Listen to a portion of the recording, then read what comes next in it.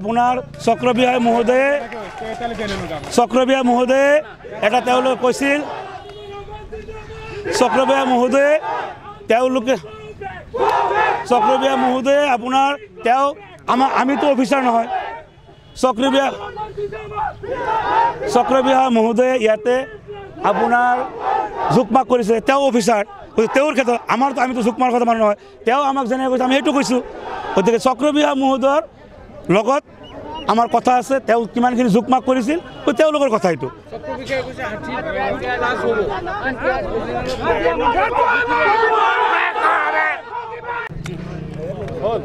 প্ৰথম কথাটো হৈছে আপোনাৰ ইয়াত অবৈধভাৱে ৰাস্তাৰ মাজত ঘৰ আপোনাৰ দিয়াৰ বাবে আমচু বিভিন্ন দল সংগঠন আৰু আপোনাৰ সৰ্বসাধাৰণ ৰাইজ ছাত্ৰ ছাত্ৰীয়ে বিগত প্ৰায় 10-12 বছৰৰ পৰা এইটো প্ৰতিবাদ কৰি আহিছিল জিলা প্ৰশাসনক দাবী জনাই আহিছিল যে এইটো বৃহত্তৰ বেছিমাৰীৰ স্বাৰ্থত বিদ্যালয়সমূহৰ স্বাৰ্থত ছাত্ৰ ছাত্ৰীৰ স্বাৰ্থত এই ৰাস্তাটো মুকলি কৰি দিয়ক আৰু ইয়াৰ বাবে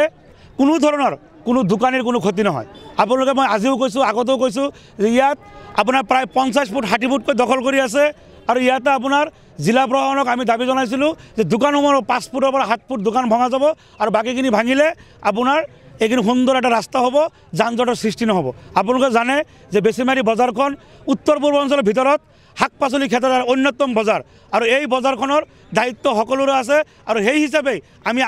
আমি আগবাঢ়ি আহিছিলোঁ আমচুৱে কিন্তু যোৱা আমাৰ কিছুদিনৰ পৰা জিলাৰ পৰা আমাৰ দলগাঁও ৰাজহুৱা চক্ৰ বিষয়া মহোদয়ে ইয়াতে জোকমাক কৰি 87 ফুট তেওঁলোকে ফাইনেল কৰিছিল পৰৱৰ্তী সময়ত 80 ফুট লাষ্ট আপোনালোকে 3 দিন আগত যোৱা সোমবাৰে আহি তেওঁলোকে 70 ফুট ফাইনেল কৰি আমাক জনাই দিছিল যে আৰু ইয়াত কোনো আপোনালোকে দাবী কৰিব নালাগে আপত্তি কৰিব নালাগে আমি 70 ফুট কৰিছোঁ আৰু 70 ফুট ভাঙিলে আপোনাৰ ৰাস্তাখন ভাল হৈ যায় আমাৰো তেতিয়া কোনো দ্বিমত নাছিল কিন্তু আপোনালোকে আজি নিশ্চয় কৰি চাইছে ইয়াত আপোনাৰ 70 ফুট দূৰৰ কথা ইয়াতে আপোনাৰ 50 ফুটো কৰা নাই আৰু আজি আহি ইয়াতে এটা নাটক চলাই আছে যে সম্পূৰ্ণভাৱে বাৰান্দাৰ আহে পাহে আপোনাৰ জেচিবিটো চলাই তেওঁলোকে গুচি যাব ৰাইজৰ যি সমস্যা ছাত্ৰ ছাত্ৰীৰ যি সমস্যা এই সমস্যা কেতিয়াও সমাধান নহয় আৰু ৰাইজৰ যি দাবী আছিল এই দাবীটো আপোনাৰ পূৰণ নহ'ল জিলা প্ৰশাসনে দলগাঁও আপোনাৰ চক্ৰবিহাৰী মহোদয়ে সম্পূৰ্ণ এটা নাটক কৰি আপোনাৰ উচ্ছেদৰ নামত তেওঁলোকে মানে এইটো এটা আপোনাৰ ৰাস্তাটো চাফা কৰি গৈ আছে গতিকে সেই ৰাস্তাখন চাফা কৰিবলৈ আমাৰ উচ্ছেদ জিলা প্ৰশাসনৰ দৰকাৰ নাছিল সেইখিনি আমি সৰ্বসাধাৰণ ৰাইজেই আমি এই কামখিনি আমি বা দোকানীসকলকো আমি অনুৰোধ কৰি হয় তেওঁলোকে নিজেই এইখিনি কৰি দিলে হয় গতিকে আমি ধিক্কাৰ জনাইছোঁ জিলা আমচুৰ ফালৰ পৰা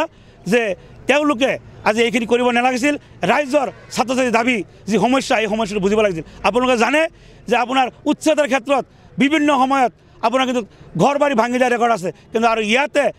ৰাস্তা বন্ধ কৰি দিছে সেইখিনি উচ্ছেদ কৰিবলৈ জিলা প্ৰশাসনে টান পাইছে গতিকে ইয়াৰ ৰহস্য কি আমি হয়তো সৰ্বসাধাৰণ ৰাইজ বা আপোনালোকে সাংবাদিক বন্ধুসকল আপোনালোকে বুজি পাইছে যে কিহৰ কাৰণে এইটো নাটক চলিছে আৰু এটা কথা দেখা পাইছোঁ যে কিছুমান দোকানীয়ে বিশেষকৈ মোৰ বিৰুদ্ধে আপোনাৰ পইচা দাবী কৰা এটা আপোনাৰ তেওঁলোকে আমি সামাজিক মাধ্যমত তেওঁলোকে ষ্টেটমেণ্ট দিছে মই স্পষ্ট কৰিছোঁ আপোনালোকৰ মাধ্যমেৰে যে পইচাত যদি মেনেজ হ'লে হয় কোটি টকা মই লেনদেন কৰিব পাৰিলোঁ হয় কিন্তু মই একমাত্ৰ মই ছাত্ৰ ছাত্ৰীৰ কাৰণে ৰাইজৰ স্বাৰ্থৰ কাৰণে বেছিমাৰী বজাৰ কৰাৰ কাৰণে মই ইয়াত কোনো ধৰণৰ কম্প্ৰমাইজ কৰা নকৰে আজি ইয়াতে তেওঁলোকে উচ্ছেদ কৰিব বাধ্য হৈছে কিন্তু উচ্ছেদটো নহ'ল ইয়াৰ বাবে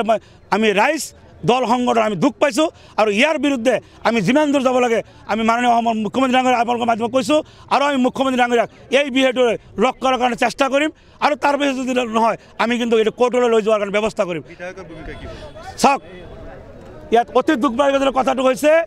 যে আমাৰ বিধায়ক মহোদয়ে যিটো ভূমিকা গ্ৰহণ কৰিব লাগিছিল আমচু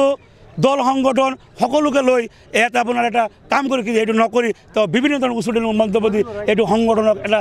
বদনাম কৰাৰ কাৰণে চেষ্টা কৰিলে গতিকে আমি এইটো দুখ পাইছোঁ আৰু আমি দাবী জনাইছোঁ যে আমাৰ যিটো আছিল এই দাবীটো পূৰণ কৰিব লাগে